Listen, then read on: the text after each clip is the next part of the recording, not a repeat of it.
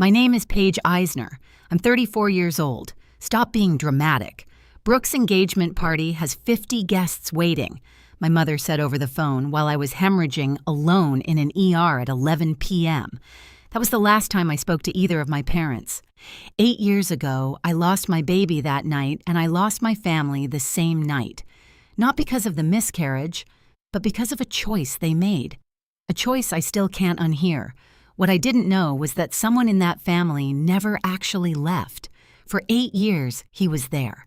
In the back row of every graduation, behind every anonymous gift, inside every envelope I thought came from a scholarship fund. I just didn't know.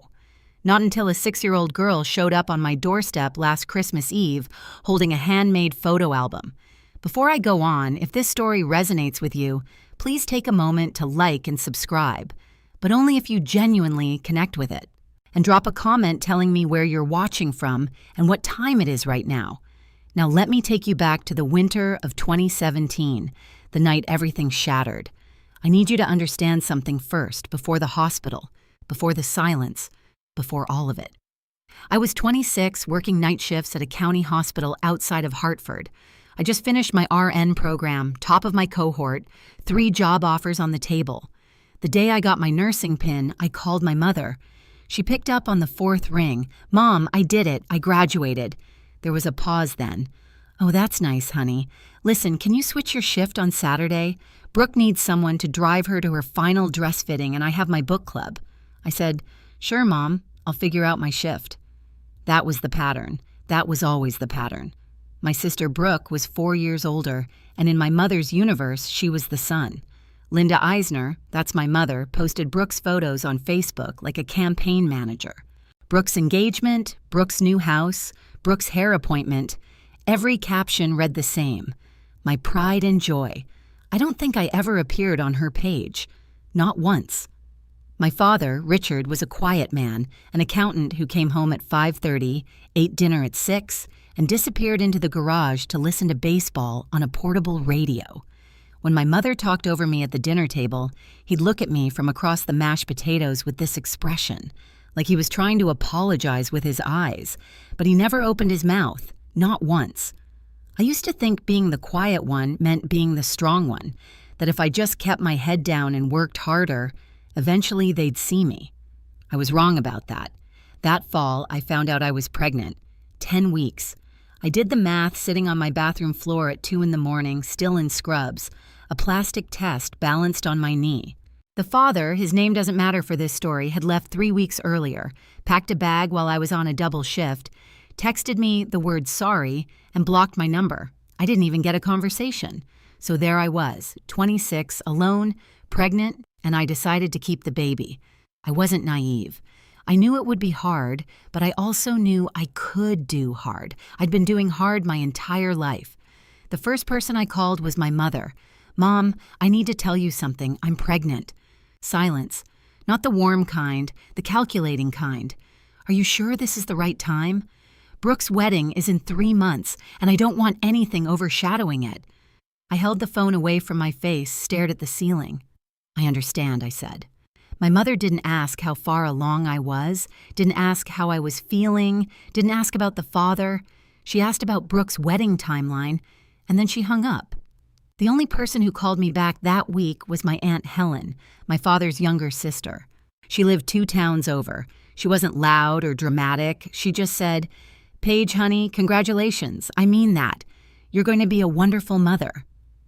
I cried for 20 minutes after we hung up.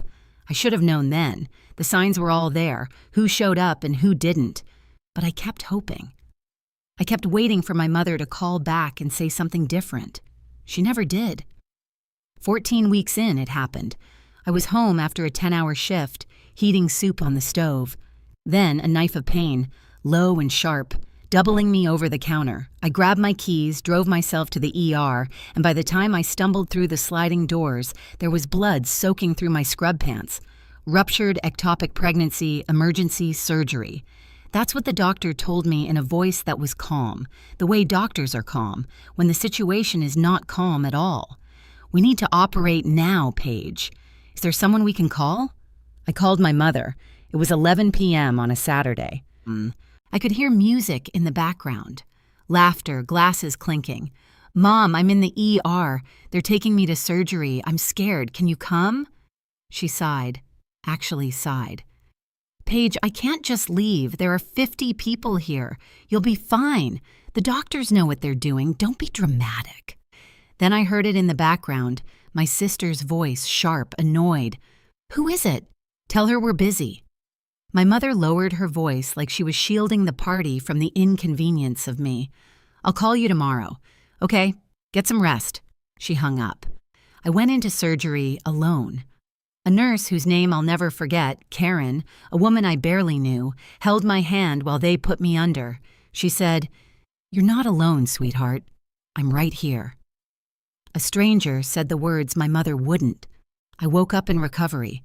The baby was gone. The room was empty. No flowers, no family, no one sitting in the chair by the window. Not that night, not the next day, not ever. 3 days later, I was still in the hospital when my phone rang. It was Linda. She didn't ask how the surgery went, didn't ask if I was recovering. Her first sentence, the very first thing she said was this: "I hope you're not going to use this to guilt trip anyone." The party went beautifully, by the way. I held the phone against my ear and let the words settle. "Paige, are you there?" "I'm here," I said. And that was the last thing I said to my mother for 8 years. I hung up, changed my phone number that afternoon. The hospital had a social worker who helped me, deactivated my Facebook, filed the transfer paperwork to a community clinic 4 hours south in a town where nobody knew my last name. Within 2 weeks, I was gone. My mother called my old number. Nothing. She called Aunt Helen and screamed, "Your niece is being selfish. She's punishing me for one phone call." One phone call. That's what she reduced it to. One phone call. While her daughter hemorrhaged on a gurney and lost a child and woke up to a ceiling she didn't recognize and a silence that swallowed her whole. I didn't leave to punish anyone. I need you to understand that I left because staying would have killed me. Not my body, but everything inside me that still wanted to believe I mattered to them. And if I stayed, I would have spent the rest of my life reaching for a hand that was never going to reach back. So I stopped reaching. And that should have been the end of the story, except someone in my family didn't accept the ending. 2 years after I disappeared, a letter arrived. Not email, not a text, an actual letter handwritten on lavender stationery from Aunt Helen. She tracked down my new address through a mutual friend at the hospital where I used to work. I almost threw it away. I was done with the Eisner family and everything it contained. But I knew Helen. She was the only one who'd called to say congratulations. So I opened it. The first paragraph was warm. She hoped I was doing well. She missed me. She was proud of me. The second paragraph made my hands shake. "Your mother has been telling people you left because of a mental health crisis." She wrote a letter to Pastor Thomas at Grace Community Church. She told him you'd been diagnosed with a severe personality disorder. She said you were a danger to yourself and that you disappeared in the middle of the night without explanation. I read it twice to make sure I wasn't imagining it. Linda hadn't just let me go. She'd rewritten the story. She'd turned my survival into her tragedy.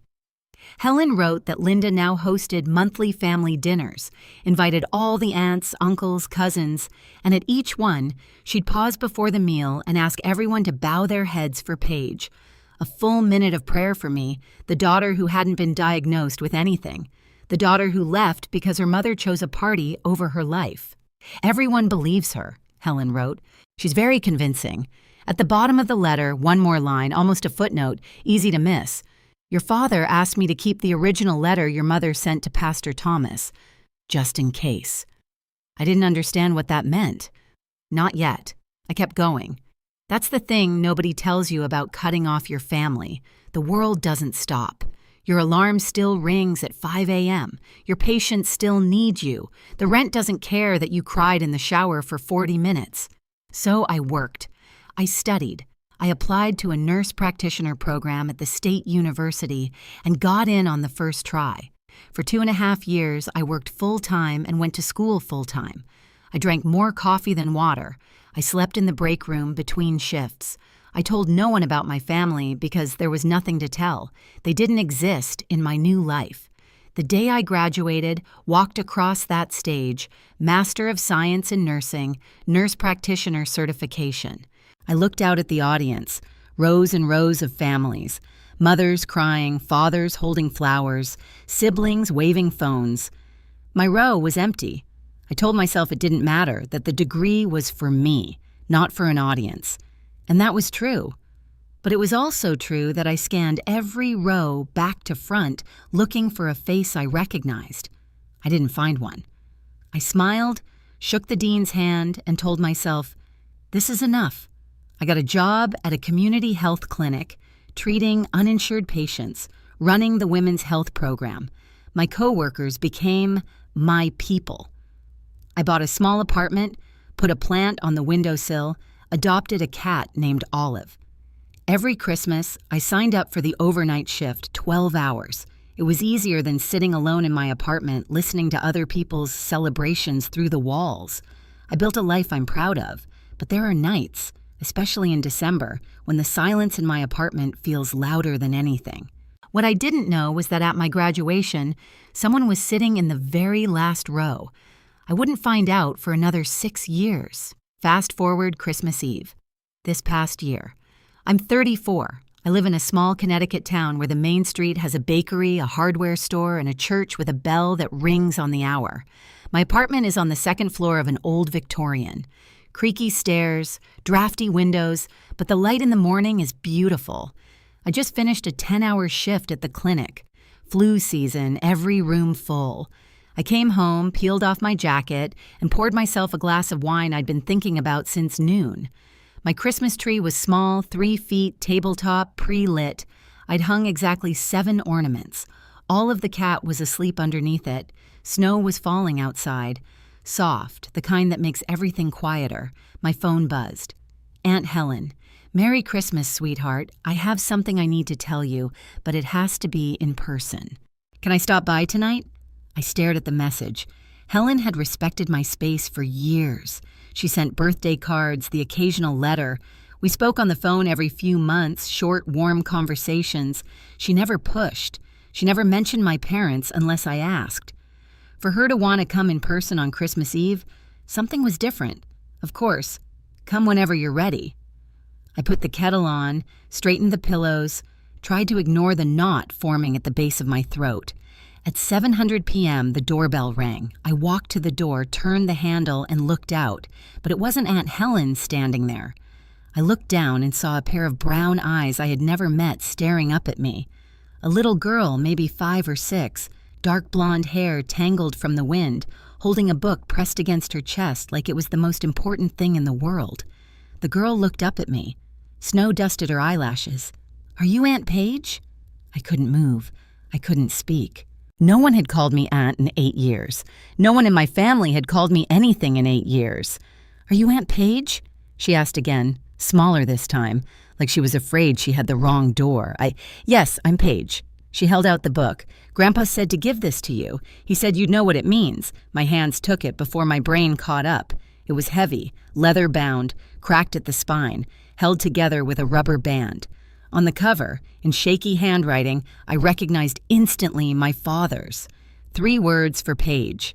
Everything. Behind the girl, a car door opened. Aunt Helen stepped out, wrapped in a wool coat, her face red from crying, or cold, or both.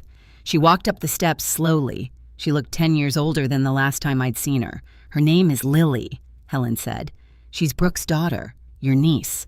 The air left my lungs, and before you say anything, your father made that. She pointed to the album in my hands, all of it, every page. He asked me to bring her tonight because Helen's voice broke. She pressed her fist to her mouth, steadied herself. "He's not well, Paige. He's in the hospital." His heart. I looked at Lily. She had Brooke's chin, Brooke's small ears, but her smile, shy, a little crooked, waiting for permission. That was Richard's smile, my father's smile, standing on my doorstep on Christmas Eve. "Come inside," I said. "Both of you, come inside." I sat on the floor, the album on my lap, and opened the first page. The first photograph was blurry, taken from too far away, slightly crooked, the kind of picture someone takes when they don't want to be seen taking it. A graduation stage, navy and gold banners, a woman in a cap and gown shaking a hand at a podium. Me, my NP graduation 2 years ago. I looked closer. The photo was taken from the back of the auditorium, the very last row. I could see the curve of empty seats around whoever was holding the camera. My father had been there. I turned the page. A photo of me standing outside the clinic, laughing with my coworker Maria, coffee in hand, taken from across the street through a car window. I think there was a faint reflection in the corner. Next page, a bank transfer receipt, $200 sent monthly for 48 months from the account of Helen Eisner. But in pencil in my father's hand, a note in the margin from Dad. My throat closed. Those payments. I'd received them through a financial aid office. I thought they were part of a loan repayment assistance program for rural healthcare workers. I'd even written a thank you letter to the program administrator. That money, every single dollar, came from my father. I turned another page. Christmas cards, 5 of them, 1 for each year, handwritten, unsigned, unmailed. Every single one began the same way. Dear Paige, I'm sorry I'm not brave enough to send this. The last photo in that section, me outside the mobile clinic van handing a flu shot to an elderly woman, and in the far background, barely visible, standing near a parked truck in a winter coat, a man alone, watching my father. I closed the album, put my hand over my mouth, and broke. Helen sat across from me on the floor. Lily had fallen asleep on the couch, curled around a throw pillow like a question mark. "Why?" I said. My voice didn't sound like mine. "Why didn't he just call me?" Helen looked at her hands.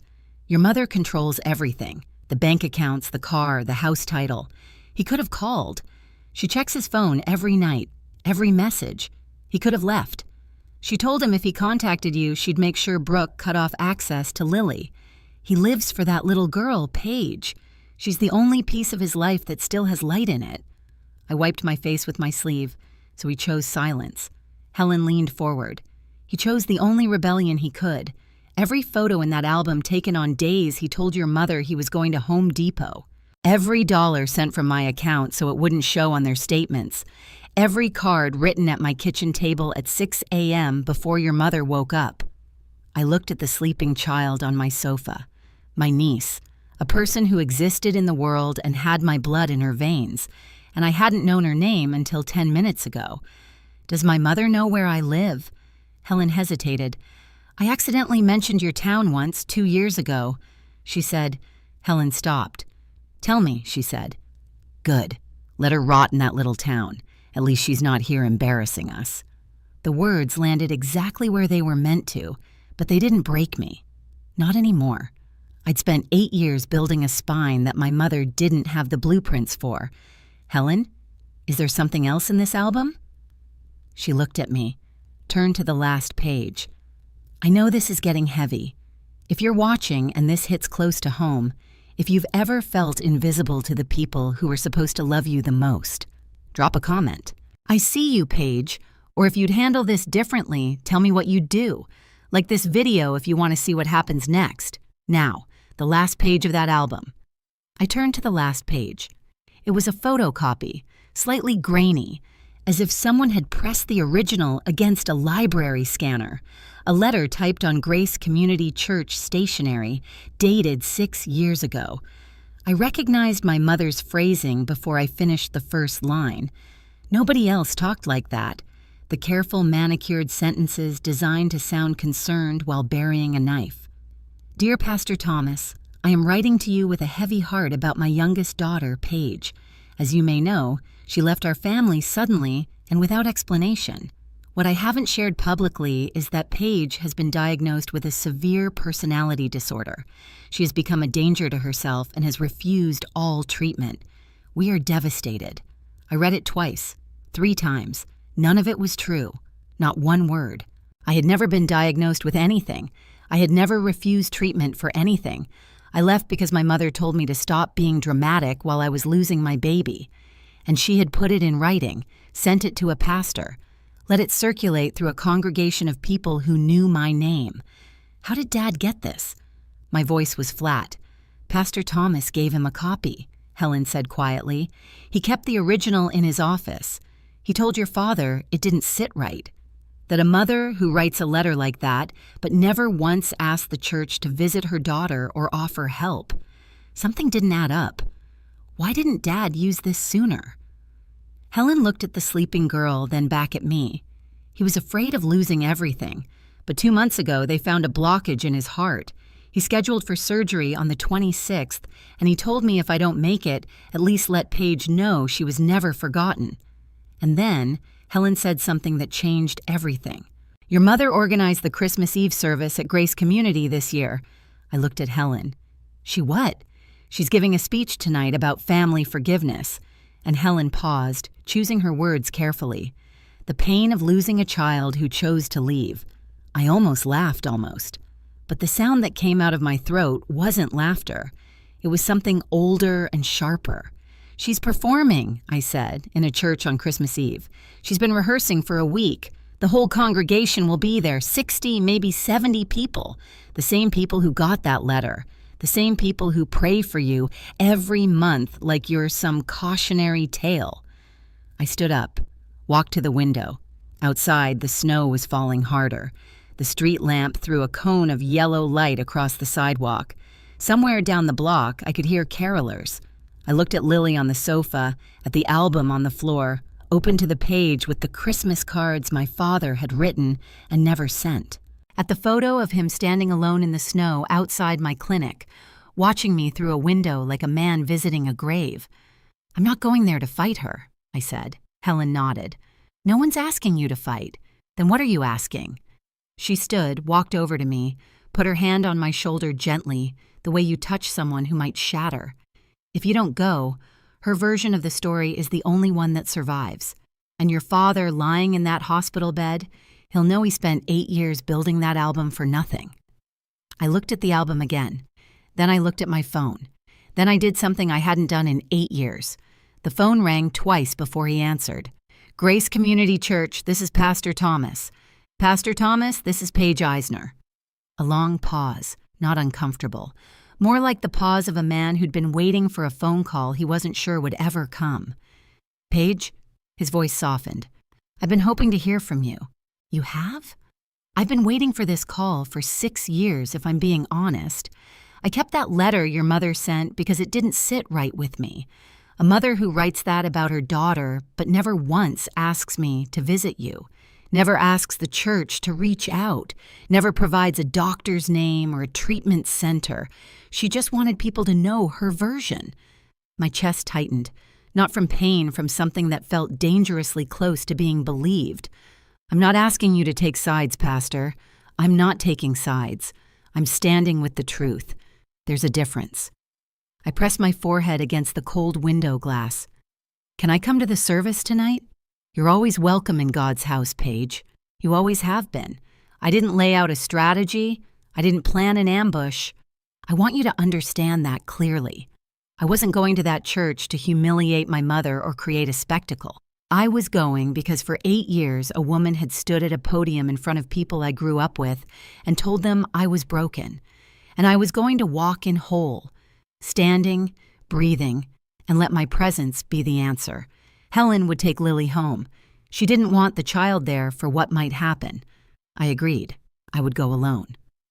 I pulled on my coat, the same navy peacat I'd worn to work that morning, still smelling like antiseptic and coffee, and drove to Grace Community Church. The parking lot was full. I sat in my car for 3 minutes, engine off, watching people file through the front doors of Grace Community. Families in Christmas sweaters, children carrying candles, an older couple holding hands, normal people living normal lives, unaware that the woman who organized this evening had spent 6 years lying to all of them about her own daughter. I got out. The air hit my face, sharp, clean, below freezing. My scrubs were still under my coat. I hadn't had time to change. I looked like what I was, a woman who'd just come from work. I walked in through the side entrance. The sanctuary was warm. Candles lined every windowsill. A small orchestra was playing "O Holy Night" near the altar. The pews were packed. 60, maybe 70 people, just like Helen had said. I found a seat in the last row, the very last pew against the back wall, the same row my father had sat in at my graduation. I kept my head down, folded my hands, tried to breathe. Up front in the first pew, there she was, my mother. Linda Eisner, 62 years old, silver blonde hair, freshly styled, wearing a red silk blouse that probably cost more than my electric bill. She was laughing with the woman next to her, touching her arm the way she always did when she wanted someone to feel special. Beside her, Brooke, 38, blonde, rigid posture, checking her phone. And next to Brooke, a man I didn't recognize. Tall, dark hair, jaw tight. Derek, Brooke's husband. He sat very still, staring at the program in his hands like he was reading something in a language he didn't speak. Then Brooke looked up, turned her head toward the back of the church, and our eyes met. The color drained from her face. Brooke grabbed Derek's arm. I saw her whisper something. He didn't react. She whispered again, more urgently. He still didn't turn around. Then the music faded and Pastor Thomas stepped to the podium. "Before we continue with our program," he said, "I'd like to invite Linda Eisner to share a few words. Linda has been a pillar of this congregation for many years, and she's prepared something special for us tonight." Applause. Warm, genuine, trusting applause from people who brought casseroles to Linda's house and believed every word she'd ever told them. My mother stood, smoothed her blouse, walked to the podium with the practiced grace of a woman who had rehearsed this in front of a mirror. "Thank you, Pastor." She smiled, that wide, trembling smile she used when she wanted people to see courage through pain. Christmas is about family, about forgiveness, about never giving up on the people you love. She paused, looked out at the audience. Her eyes glistened. "Some of you know that my youngest daughter has been away for many years." Her voice cracked, perfectly timed. "Not a day goes by that I don't pray for her to come home." I left the door open. I never stopped reaching out, but sometimes she pressed her hand to her chest. Sometimes the people we love choose to walk away, and all we can do is wait. A woman in the third row wiped her eyes. An older man shook his head sympathetically. Someone murmured, "We're praying with you, Linda." I sat in the back row and listened to my mother describe a world that didn't exist. A world where she had reached out, where she had left the door open, where she had done anything at all except hang up the phone while her daughter My hand tightened around the strap of my bag. Brooke stared at the floor. Linda finished to applause. She dabbed her eyes with a tissue. She'd brought one tucked into her sleeve, pre-folded. Even the tears were staged. She stepped down from the podium, and Pastor Thomas thanked her. People reached out to touch her arm as she walked back to her seat. She accepted each one like communion. Then she turned toward the back of the church. Maybe she felt it. Maybe someone's gaze had shifted. Maybe the air changed. She saw me. Her smile froze. Not faded. Froze like a frame caught mid-projection. Her right foot paused in the aisle. Her hand, still raised from accepting someone's sympathy, hung in the air. 3 seconds. That's how long it lasted. 3 seconds of my mother's real face, the one beneath the performance. Then the mask slid back on. "Oh my God." Her voice carried across the sanctuary. She pressed both hands to her mouth. "Paige, is that you?" She began walking toward me, arms opening wide, tears already flowing. "My baby came home on Christmas Eve. My baby came home." People gasped. A few clapped. An elderly woman clasped her hands together like she was witnessing a miracle. Linda moved down the aisle with her arms wide open, sobbing, performing the reunion she'd rehearsed for an audience she'd already primed. I stood up. I didn't step forward. I didn't step back. "Hello, Mom." She reached me, wrapped her arms around me, pulled me tight. I didn't hug her back. My arms stayed at my sides. She pressed her mouth to my ear, her voice dropping to a whisper that no one else could hear. Every ounce of warmth vanished. "Don't you dare make a scene. Smile now." She said it like a command, the same voice she'd used my entire life. But this time, I didn't obey. I stepped back. 1 step, just enough to break her grip. "I didn't come here for a reunion, Mom." My voice wasn't loud. It wasn't angry. It was the voice I use when I'm telling a patient something they don't want to hear. Steady, clear, kind enough to be decent, firm enough to be unmistakable. Linda's eyes flickered. She glanced sideways at the congregation, calculated, then smiled wider. Paige, sweetheart, we can talk about this at home, not here. You chose here to tell your story. I think here is fair. Someone in the third row shifted in their seat. The murmuring started, low, uncertain, like the first drops of rain before a storm you're not sure is coming. Linda turned toward Brooke, a quick, sharp look, the kind that said, "Handle this." Brooke stood, walked toward us with the careful posture of a woman who'd learned from the master. "Paige, this isn't the time or place. Mom has been devastated." "Has she?" I said, "or has she been rehearsing?" Brooke blinked, opened her mouth, closed it. The murmuring grew louder, heads turned. People who'd been reaching for their hymnals were now watching the aisle. Linda drew herself up. Her chin lifted. Her voice rose, not to a shout, but to the precise volume needed to reach every ear in the room. "See, this is what I was talking about. She comes here to attack me in God's house on Christmas Eve." She looked at the congregation, palms open, eyes wide. The wronged mother, the eternal victim, you all saw. I opened my arms to her. A few people nodded, but not all of them. Some were watching me now, watching and waiting. That's when I reached into my bag. "Okay, pause. I need to ask you something. What would you do right now? Would you walk away and let Linda keep her story forever, or would you stay and let the truth speak? Comment, walk away, or stay? I want to know. And if you haven't subscribed yet, this is the moment, because what happens next is the part I've waited 8 years to tell." Now, back to the church. I pulled out the album, set it on the back of the pew in front of me. I didn't raise it in the air. I didn't slam it down. I just held it, leather-bound, cracked at the spine with my father's handwriting on the cover. "I didn't come to attack you, Mom." I kept my voice even, conversational, like I was telling her the weather. "I came because Dad asked me to." Linda's face shifted. Something behind her eyes recalculated. "Your father? What are you talking about? Did you know he was at my graduation?" "Back row, right about where I'm standing now."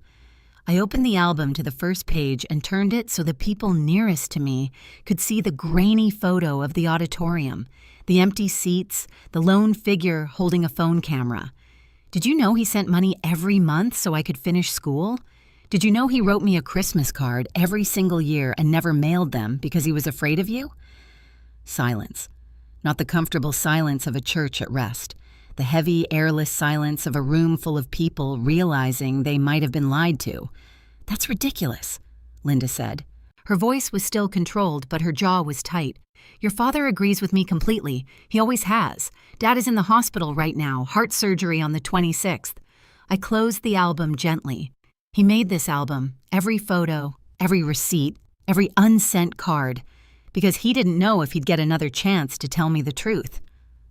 A murmur rippled through the pews. The woman who had wiped her tears during Linda's speech was now staring at my mother with an entirely different expression. Nobody was clapping anymore. I opened the album to the last page, held it steady. "This is a letter you wrote, Mom, 6 years ago to Pastor Thomas." Linda went pale. Not pink, not flushed. White. The kind of white that starts at the lips and spreads outward. I read it aloud. I didn't shout. I read it the way I read lab results to patients. Clearly, without drama, because the facts don't need volume. "You told Pastor Thomas I'd been diagnosed with a severe personality disorder. You said I was a danger to myself. You said I left in the middle of the night without explanation." I lowered the album, looked at her. "None of that is true. I left because you told me to stop being dramatic while I was losing my baby in an emergency room. And then you hung up. 60 people heard it. The gasp was not dramatic. It was small and scattered. The sound of a dozen people inhaling at once, a sound like wind catching a door. An older woman in the 4th row pressed her hand to her mouth. A man near the aisle shook his head slowly. Pastor Thomas stood. He didn't rush. He walked to the center of the aisle with the measured calm of a man who had been carrying a weight for 6 years and was finally allowed to set it down. I can confirm I received that letter, he said. I kept the original because something about it didn't feel right to me. I have it in my office. Linda spun toward him.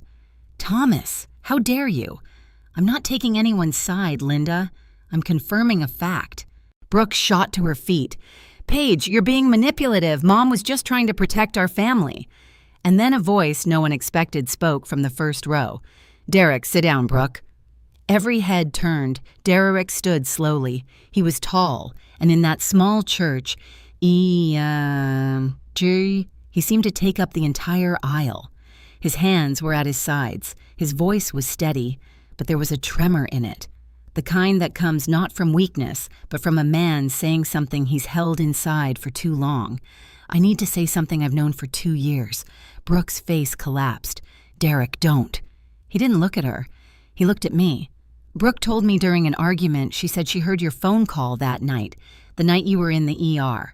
She heard you ask your mother to come. He paused, swallowed, and she told Linda not to go. She said, don't go. The guests are about to arrive. The church went so quiet, I could hear the candles hissing on their wicks. I have a daughter, Derek continued. Lily. She's 6 years old, and I think about what kind of world I'm teaching her to live in if I keep this quiet. Brooke grabbed his arm. Derek, shut up. No.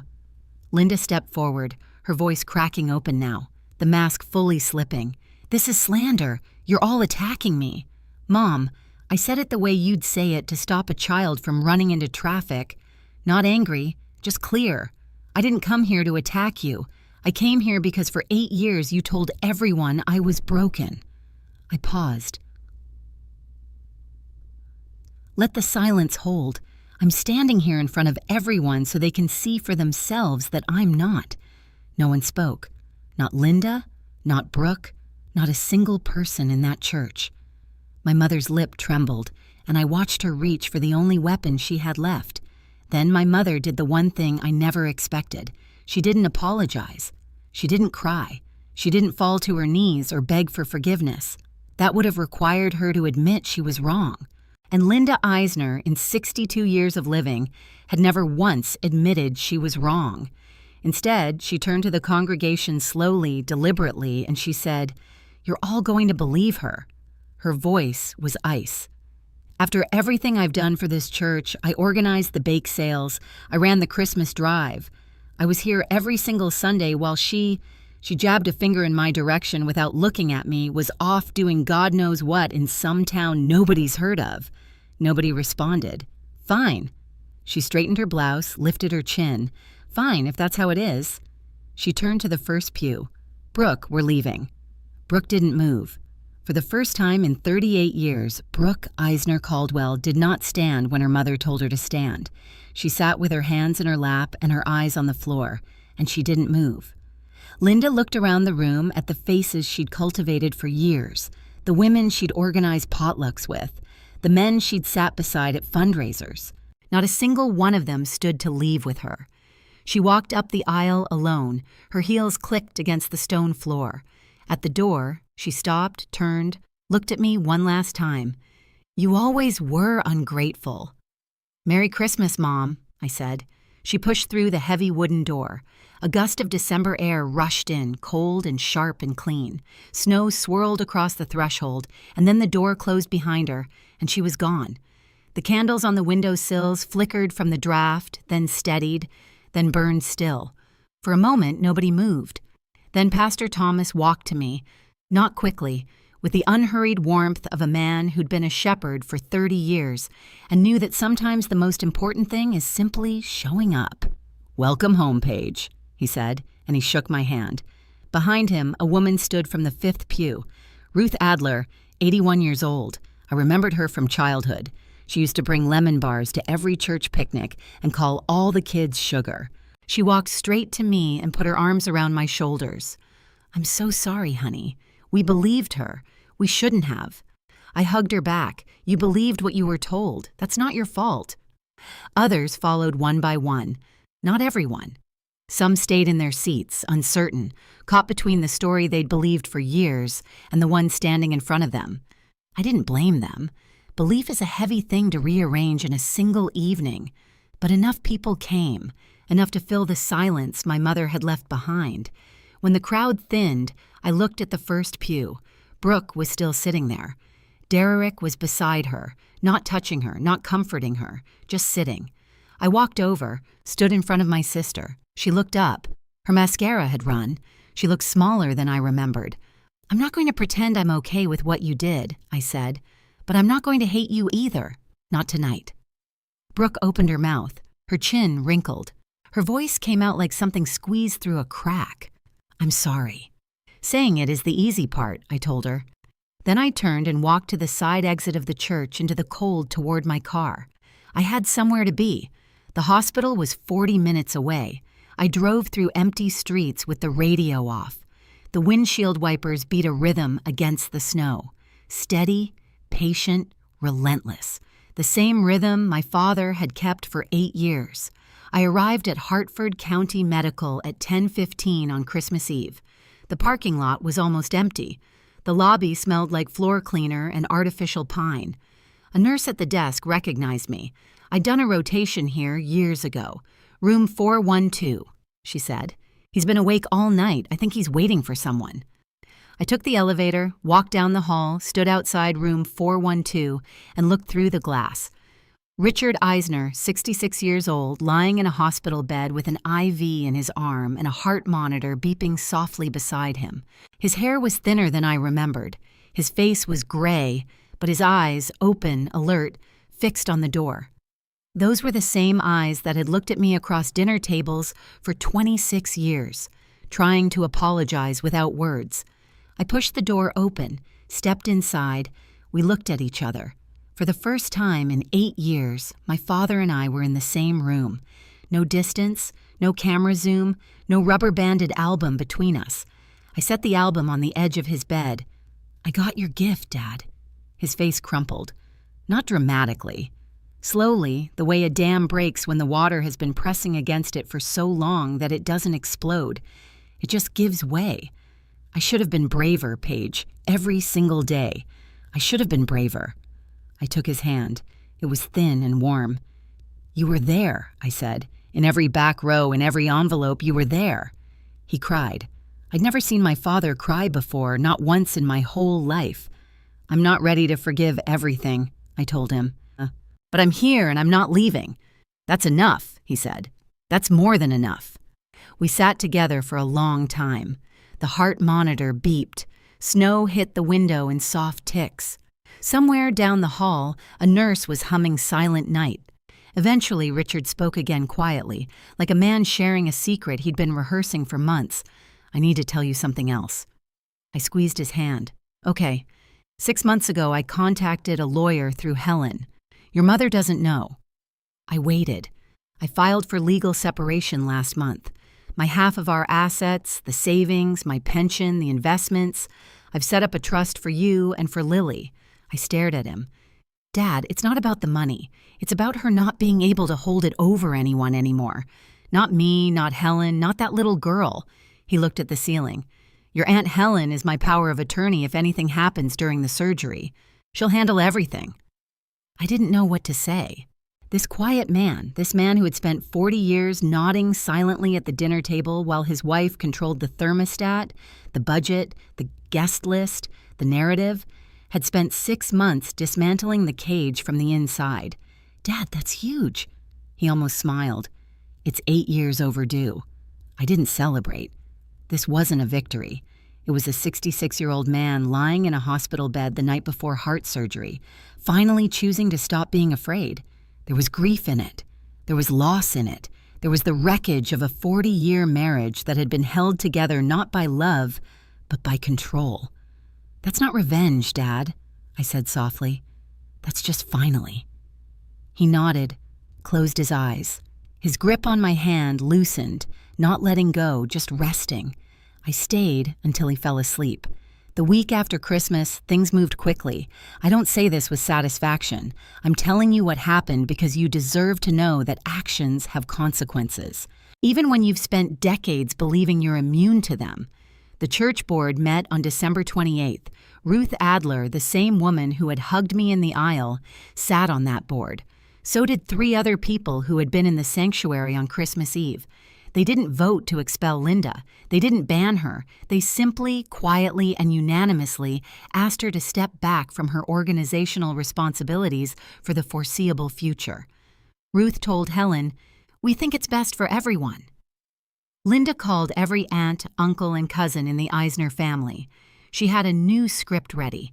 Paige ambushed me in front of the whole church. She planned it to humiliate me. But this time, the script didn't land the way it used to. Helen had already sent photos of the album pages to the extended family. Richard's handwritten cards, the bank receipts, the photocopy of the letter. For the first time in 8 years, Linda's version of the story had competition. Not everyone believed me. I want to be honest about that. Some family members still sided with Linda. Habit is a powerful thing, but enough of them called Helen with the same question. Is this true? Did she really write that letter? The answer was always the same. Yes. And the original was in a pastor's office.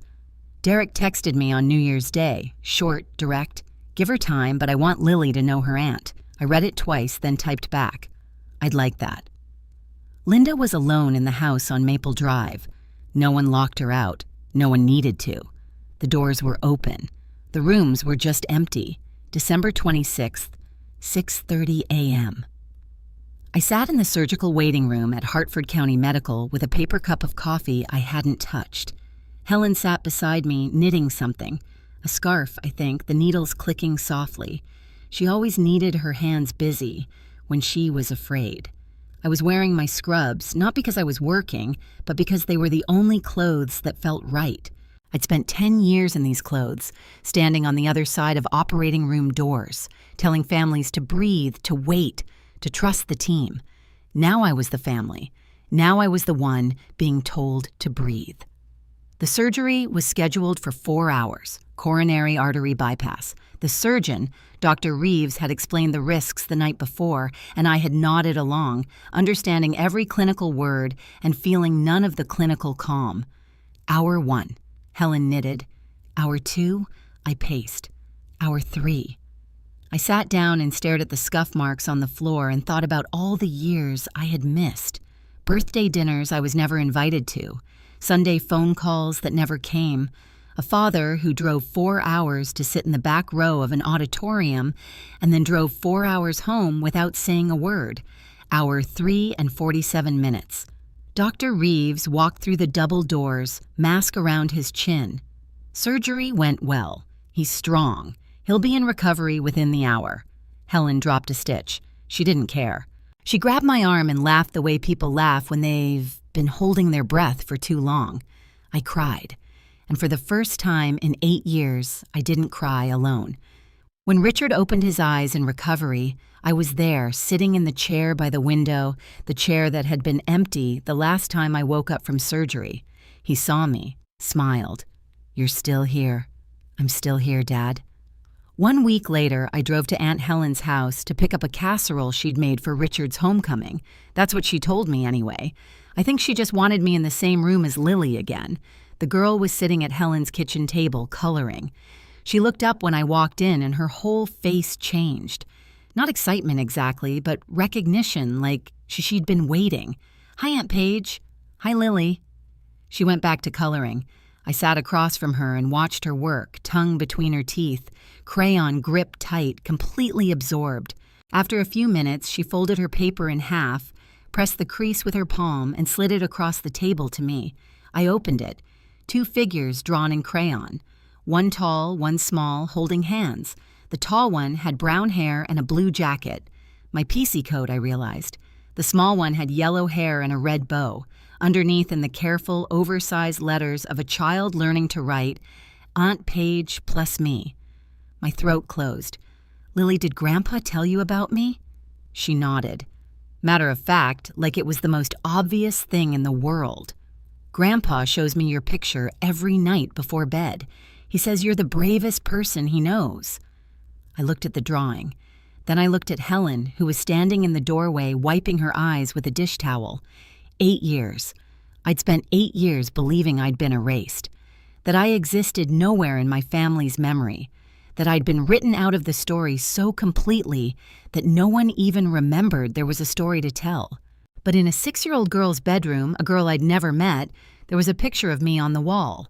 I was never truly alone. I just didn't know it yet. People ask me that question. You know the one. Every time I tell this story, someone asks, "Did you forgive your mother?" Here's my answer, and I need you to sit with it because it's not the neat ribbon tied ending people want. Forgiveness isn't a gift you give someone who hurt you. It's a decision you make so the hurt stops living rent-free in your chest. And I'm not there yet. I might never be. And that is okay. I haven't spoken to Linda since Christmas Eve. She hasn't called. She hasn't written. She hasn't shown up at my door with an apology or a casserole or a Bible verse about prodigal daughters. The silence between us used to feel like a wound. Now it feels like a wall I built on purpose. And I'm not tearing it down until someone gives me a reason to. With Brooke, I'm open, but open has conditions. I told Helen to pass along a message. I'll talk to your niece when she's ready to be honest. Not before. I don't need her apology. I need her to change. No response yet. Maybe there won't be. Maybe there will be. I can live with either. With my father, we're building slowly. One phone call a week, one visit a month. He comes to my apartment and I make him soup, and he sits on my couch and watches me work on patient charts and doesn't say much. Sometimes he falls asleep. Sometimes we talk. It's not perfect. It's not fixed, but it's real. And real is more than I've had in a very long time. I decided something that night in the church, something I carry with me every single day now. Blood doesn't override behavior. I decide who gets access to my life. I decide who earns the chair at my table, and I set it for myself first. This Christmas was different. I didn't sign up for the overnight shift. For the first time in 8 years, I wasn't at the clinic on December 25th. I was home. My apartment still has the creaky stairs and the drafty windows, but the table, the small kitchen table where I used to eat cereal alone at 7 a.m., had 3 extra chairs pulled up to it. Richard sat on the couch. He's thinner now and slower, but his color is good. And his doctor says the bypass is holding. He was helping Lily hang a paper snowflake on the tree. My tree, which this year was 5 feet tall and had more ornaments than branches. Helen was in the kitchen doing what Helen always does, feeding people. The whole apartment smelled like garlic and rosemary and something chocolate cooling on the counter. Derek had brought Lily that morning. He and Brooke are separated now. That's not my story to tell, and I won't pretend to know all the reasons. But he stood in my doorway, handed me a bag of Lily's things, and said, "Thank you for letting her be here." I said, "Thank you for bringing her." Brooke sent a card, 2 words inside. "I'm sorry." I don't know if that's a beginning or an ending. I don't know if she means it the way it needs to be meant, but I put the card on my windowsill next to a photo of my father at my graduation, printed from the album, framed in a $5 frame from the pharmacy. Lily sat on the floor drawing. She draws constantly now. Every picture has 2 people holding hands. I looked around the room, small, warm, imperfect, full. Last Christmas, a little girl knocked on my door holding a book. This Christmas, she's sitting on my living room floor drawing pictures of the 2 of us. Some stories don't have neat endings, but this one has a beginning, and that's enough. If you're still here, and I hope you are, I want to say something directly to you, not as a character in a story, as a person.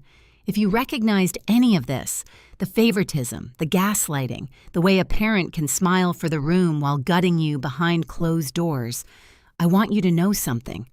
Walking away isn't giving up. Walking away is sometimes the bravest thing you'll ever do.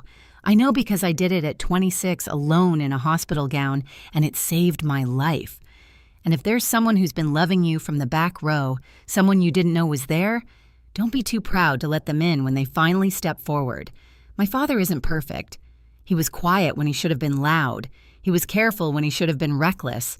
But he showed up in every way he could. And when it mattered most, he made sure I knew. You deserve a seat at your own table. Not the back row, not the leftover chair, not the folding seat they pull out of the garage when they've already set the places for everyone else. The seat you built, the seat you earned, the seat you set for yourself. My name is Paige Eisner. I'm 34 years old. I'm a nurse practitioner. I have a cat named Olive, an apartment with drafty windows, and a niece who draws pictures of us every single day. This was my story. Thank you for listening. If this story stayed with you, I'd love to hear yours. Comment below. Have you ever had to walk away from family to find peace? Or did someone love you from the back row without you knowing? Hit subscribe if you haven't already, and check the description for more stories like this one. Merry Christmas, wherever you are, whenever you're watching.